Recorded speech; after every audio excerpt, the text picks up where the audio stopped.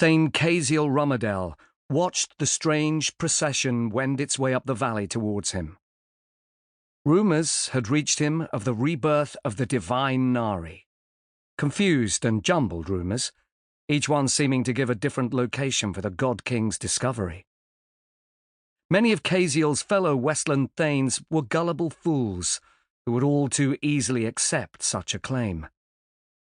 So far as Kaziel was concerned, the rightful monarch of Narida was the one sitting on the Sun Throne in Idramar.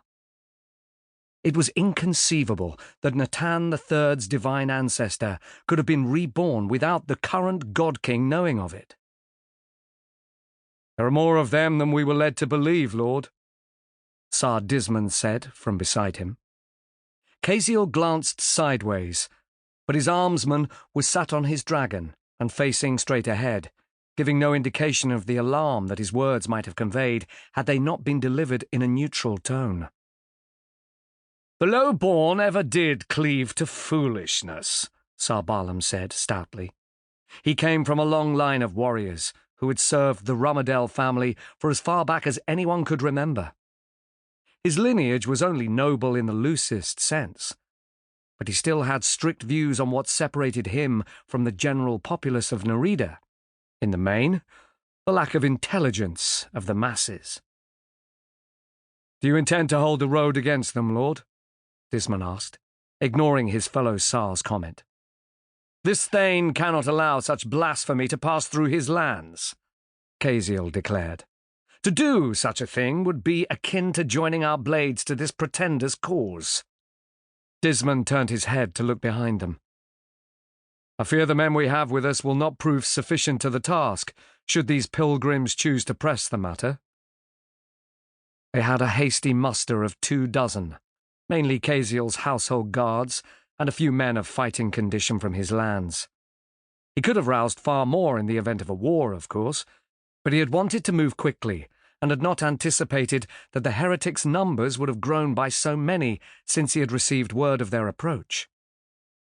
There had to be a couple of hundred at least on the road. "There are the 3 of us, all mounted on dragons, and 24 well-equipped soldiers," Kaziel said calmly. "This rabble have as many old people and children as they do hale adults, and the dragons with them are beasts of burden or wagon haulers, not war mounts, like Varane." He slapped his dragon's neck, and it responded with a snort. "In any case, we are defending the honor of the rightful ruler of Narida, and his divine ancestor will look upon us with favor." "This Sar would prefer if he were to look upon us with 20 archers," Dismond muttered. "Dismond!" Kaziel snapped, irritated by his Sar's irreverence.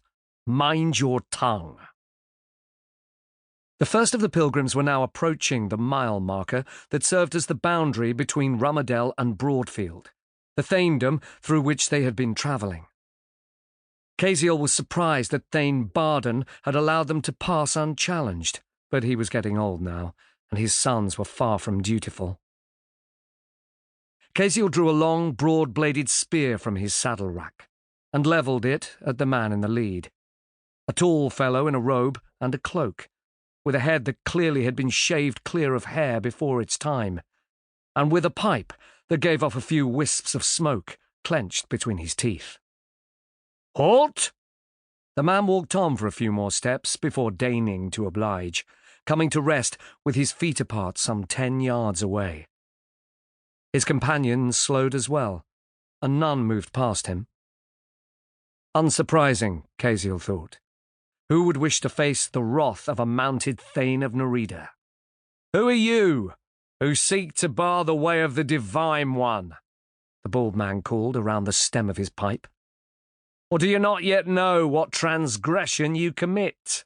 Kaziel's temper flared at the man's sheer effrontery. "The Divine One passed from this world centuries ago, and his descendant sits on the Sun Throne. Your heresy will not be tolerated on these lands, wretch. Return the way you have come, and you may keep your lives in the hope that you will renounce this foolishness. Take another step, and this Thane will strike you down."